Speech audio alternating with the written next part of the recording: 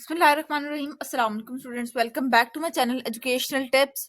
कैसे हैं आप सब? उम्मीद करती हूँ आप सब बच्चे बिल्कुल ठीक होंगे। तो बच्चों, आज मैं आपके साथ शेयर करने जा रही हूँ यूनिट नंबर 6। यूनिट नंबर 6 है जी हमारे पास एलिमेंट्स एंड कंपाउंड्स, और ये हमारे पास है जी पेज नंबर 77 पर। आप सब बच्चे अपना पेज नंबर 77 ओपन कर लीजिए। पेज नंबर 77 पे आ जाइए। तो सबसे पहले हम लोग इस ब्लॉक के बारे में डिस्कस कर लेते हैं। सबसे पहले हम लोग इस ब्लॉक को पढ़ लेते हैं, उसके बाद फिर हम लोग आगे शुरू करेंगे। ठीक है जी, तो चलिए स्टार्ट करते हैं अपना आज का lecture. Everything around us is made up of different materials, all with different properties. यानी कि हमारे इर्द गिर्द जितनी भी चीजें हैं वो चीजें मुख्तलिफ तरह के मटेरियल से मिली हुई हैं, मिलके बनी हुई हैं। ठीक है, अब जैसे मैं बात करूं, अगर मैं किसी चेयर की बात कर रही हूँ तो सिर्फ चेयर के अंदर एक चीज शामिल नहीं होती, इसके अंदर मुख्तलिफ तरह की चीजें शामिल होती हैं जिसकी वजह से वो चेयर बन के लुक दे रही होती है। ठीक है, अच्छा, और हर एक के अंदर हर एक चीज की अलग अलग खसूसियत होती है। The material you choose for a particular job depend on anything, including the desired properties, what a material look like, its cost, how easy it is to get, and whether it is safe to use. अब वो कह रहे हैं कोई भी चीजें जो हम लोग खरीदते हैं तो हम लोग सोचते हैं कि यार ये हम लोग के दिमाग में बहुत सी चीजें आती हैं कि पहली बात तो ये है कि ये हमारे पास रखी हुई कैसे लगेगी, क्या ये हमारे लिए वर्थेबल है कि हम लोग इसकी हमारी वर्थ इतनी है कि हमारे पास इतने पैसे हैं कि हमारे पास इतनी कॉस्ट है कि हम लोग इसको ले सकते हैं, बाय कर सकते हैं या नहीं। ठीक है, क्या ये हमारे लिए इजी रहेगा इसको बाय करना, किसी भी कोई भी ऐसी चीज हो सकती है। ठीक है, gold, carbon and copper are three common material that you are probably familiar with. अब वो कह रहे हैं गोल्ड है, कार्बन है, या फिर हमारे पास कॉपर है। ये तीन चीजें जो है ना, ये हमारे पास हर चीज में, ऑलमोस्ट हर चीज में इस्तेमाल हो रही होती हैं। They look different, they have different properties, there cost differ, and yet they all have one thing in common. अब वो कह रहे हैं ये सारे दूसरे, जब भी किसी चीज में ये चीजें इस्तेमाल हो जाती है, गोल्ड, कॉपर या फिर कार्बन, ठीक है, तो ये डिफरेंट दिखती हैं। ठीक है, इनकी प्रॉपर्टीज डिफरेंट हो जाती है, इनकी कॉस्ट वेरी करती है। ठीक है, लेकिन ये है तो एक ही चीज। If it was possible to keep cutting them up into smaller and smaller pieces, eventually you will have a minute particle too small to see except with the most powerful electron microscope. अब वो कह रहे हैं कि अगर हम लोग gold, carbon या कॉपर को इनको तोड़ते चले जाएं तो एक ऐसी स्टेज आएगी जब हम लोग इसको नहीं देख पाएंगे। सिर्फ और सिर्फ हम लोग किस तरह से एक बहुत पावरफुल इलेक्ट्रॉन माइक्रोस्कोप, यानी एक माइक्रोस्कोप जिसको हम लोगों ने इलेक्ट्रॉन माइक्रोस्कोप कहा गया है, उसके जरिए ही हम इनके छोटे छोटे पार्टिकल्स को देख सकते हैं। ठीक है, these tiny particles are called atom, और उन छोटे छोटे पार्टिकल्स को क्या हम लोगों ने नाम दिया? उन छोटे छोटे पार्टिकल्स को हम लोगों ने एटम का नाम दे दिया। अब हम लोग बात कर लेते हैं अपने मेन टॉपिक के ऊपर, दैट इज एलिमेंट्स। अब एलिमेंट्स क्या होते हैं? A material that is made up of one type of atom, कोई भी ऐसा मटेरियल, कोई भी ऐसी चीज जो सिर्फ एक टाइप ऑफ एटम से मिलकर बना हुआ हो, यानी एटम के वही सेम टाइप्स मौजूद हो। जैसे गोल्ड है तो अगर गोल्ड के सारे एटम मौजूद हो, ठीक है, तो वो एक एलिमेंट बन जाएगा। So far scientist has discovered 118 different elements. Scientist ने 118 एलिमेंट्स डिस्कवर किए अब तक। Some of this are very rare, कुछ जो है वो बहुत ही रेयर है, यानी कि इजीली मिलना नामुमकिन है। ठीक है, बहुत कम अमाउंट में मौजूद है। A few are even only man made, कुछ है जो है वो एलिमेंट्स जो हैं वो सिर्फ मैन मेड हैं, जो कि इंसानों के लिए बनाए हुए हैं। वाइल मैनी एलिमेंट्स जैसे copper, sodium and chlorine are common, जबकि कुछ एलिमेंट्स ऐसे भी हैं जो कि बहुत कॉमनली यूज किए हुए जा रहे हैं, जैसे कि कॉपर है, सोडियम है, क्लोरीन है, सारे कॉमन एलिमेंट्स हैं। An element is a substance that can not be split into smaller substance. Element क्या होता है? एक ऐसा सब्सटेंस, एक ऐसी चीज है जो फर्दर छोटे पीसेस में नहीं जा सकता। This is a truth of all the 18 elements that make up all the different material found on earth and on other planets and stars. अब वो कह रहे हैं यही 118 एलिमेंट्स हैं जो कि हमारे प्लैनेट के अंदर मुख्तलिफ तरह की चीजें बना रहे हैं, और इवन अर्थ के अंदर और प्लैनेट्स के अंदर जितने जहाँ पर भी जो भी कुछ है वो वहां पर वो बना रहे हैं। Usually jewellery is made from gold, jewellery जो है वो हमारे पास गोल्ड से मिलकर बनती है। However, because gold is very soft on its own, it is usually mixed with elements like copper, silver, zinc, and sometimes palladium or nickel. अगर हम लोग देखें ना, प्योर गोल्ड जो होता है ना वो बहुत सॉफ्ट होता है। अब जो आप लोगों की मामा जो आप लोगों के घरों में जो गोल्ड होता है वो तो थोड़ा सा वो तो सही हार्ड होता है। ठीक है, तो उसके अंदर मिलावट हुई हुई होती है, मिलावट किसी चीज कॉपर की या फिर सिल्वर की या फिर जिंक की।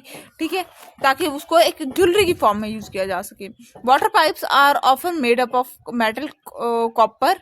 अब वो कह रहे हैं हमारे पास ये जो वाटर के जो पाइप्स होते हैं ये वाले, ठीक है, इसके ये किससे बने हुए होते हैं, ये हमारे पास कॉपर से मिलकर बने हुए होते हैं। Copper is an element because it contain only copper element. Copper जो है वो एक एलिमेंट है, क्यों? क्योंकि इसके अंदर जितने भी चीजें होती हैं उसके अंदर सारे सारे कॉपर के एटम ही मौजूद होते हैं। अच्छा, उसके बाद फिर हम लोग बात कर लेते हैं अपने सिंबल्स वाले टॉपिक के ऊपर आ जाते हैं, नेक्स्ट टॉपिक के ऊपर, जो कि हमारे पास पेज नंबर 78 के ऊपर है जी। पेज नंबर 78 के ऊपर बात कर लेते हैं। तो some elements have a long name. कुछ एलिमेंट्स देखिए हमारे पास कुछ एलिमेंट्स का नाम बड़े बड़े लंबे लंबे होते हैं। अब इसकी मिसाल ऐसे है जैसे हमारे घरों में हमारे निक नाम कुछ बच्चों का होता होगा, जहाँ लड़कियों का अक्सर बेबी होता है, पप्पू रखा जाता है नाम, ठीक है। इसी तरह से इन एलिमेंट्स का भी नाम रखा जाता है, छोटा निक नेम होता है। Often the symbol is the first letter of the element name which is capitalize, ठीक है। और इनका सिंबल, इनके छोटे निक नेम कैसे रखे जाते हैं कि इनका जो फर्स्ट लेटर होता है ना उससे निक नेम रखा जाता है, और जो फर्स्ट लेटर होता है ना वो उसको कैपिटल कर दिया जाता है। For other element the symbol is the first letter of the element name followed by the another letter by its name. यानी कि अगर किसी को ऐसा एलिमेंट है जिसके दो नाम है तो एक वर्ड, स्टार्टिंग वर्ड इसका ले लिया जाएगा, स्टार्टिंग वर्ड इसका ले लिया जाएगा, तो वो उसका सिंबल बन जाएगा, ठीक है जी। पहला वर्ड जो होता है वो हमारे पास हमेशा पहला लेटर जो होता है वो कैपिटल होता है, सेकंड लेटर हमारे पास स्मॉल आ जाता है, ठीक है। अच्छा, उसके बाद in few cases such as iron, lead and sodium the symbol come from the Latin name of the element. Symbol जो होते हैं वो कह रहे हैं, जैसे हमारे पास कुछ केसेस ऐसे भी हैं जैसे आयरन है, लेड है या फिर कैल्शियम है, ठीक है, इनका जो सिंबल है वो मंगन लैटिन नेम से रखे हुए हैं, ठीक है जी। अब देखिए एलिमेंट्स की बात कर लेते हैं। देखिए हाइड्रोजन का H होता है, बोरोन का B होता है, कार्बन का C होता है, नाइट्रोजन का N होता है, ऑक्सीजन का O होता है, फास्फोरस का P होता है। देखिए कैपिटल कैपिटल लेटर है, ठीक है, और स्टार्टिंग वर्ड्स स्टार्टिंग वाला लेटर है। सल्फर का S है, फ्लोरीन का F है, हीलियम का HE, नियॉन का Ne, Ma का मैग्नीशियम का Mg, एल्युमिनियम का Al, अच्छा क्लोरीन का Cl, argon Ar, calcium Ca, zinc Zn, nickel Ni, copper Cu, lead Pb, gold Au, silver Ag, sodium Na, iron Fe and potassium K, ठीक हो गया जी। अच्छा, उसके बाद फिर हम लोग बात कर लेते हैं मेटल और नॉन मेटल्स के बारे में। Metal, most of the elements in the periodic table are metal. वो कह रहे हैं कि हमारे पास बहुत से एलिमेंट्स जितने भी पीरियोडिक टेबल के अंदर हैं वो क्या है, हमारे पास मेटल्स हैं। For example iron, sodium, tin and aluminium all are metal. जितने भी आयरन है, सोडियम है, टिन है, एल्युमिनियम है, ये सारे क्या हैं, जो हमारे पास मेटल्स हैं। बाकी जितने भी बच जाते हैं ना वो सारे क्या हैं, वो सारे हमारे पास नॉन मेटल्स हैं। The rest are non metal. Copper, sulphur, chlorine and helium are non metal, ठीक है। वो कह रहे हैं कॉपर है, सिल्वर है, या हमारे पास क्लोरीन है या हीलियम है, ये सारे क्या है, नॉन मेटल हैं। All the metal share many common properties, there is a wide variation in their properties. अब वो कह रहे हैं मेटल की और नॉन मेटल के साथ कुछ प्रॉपर्टीज सिमिलर भी हैं, लेकिन इनकी प्रॉपर्टीज कुछ ना कहीं तक डिफरेंट भी हैं एक दूसरे से। Non metal usually have an opposite property to metal, but it is even wider variation in their property. The best way to tell if a substance is a metal or non-metal is to look some of the physical properties. Physical properties include density, melting point and electrical conductivity.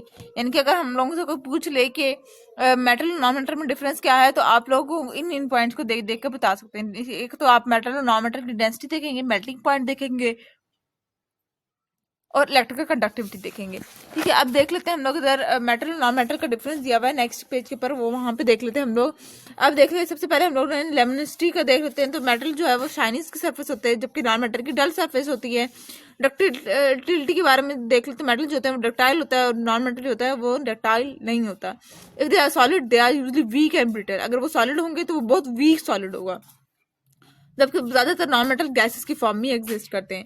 Malleability के बारे में बात करेंगे तो हमारे पास metal जो है वो मेलिएबल होता है और नॉन मेटल नॉन मेलिएबल होता है। टेंसाइल स्ट्रेंथ की बात करेंगे, ठीक है, तो उसके अंदर मेटल जो होता है उसके अंदर हाई स्ट्रेंथ होती है, जबकि नॉन मेटल के अंदर लो होती है।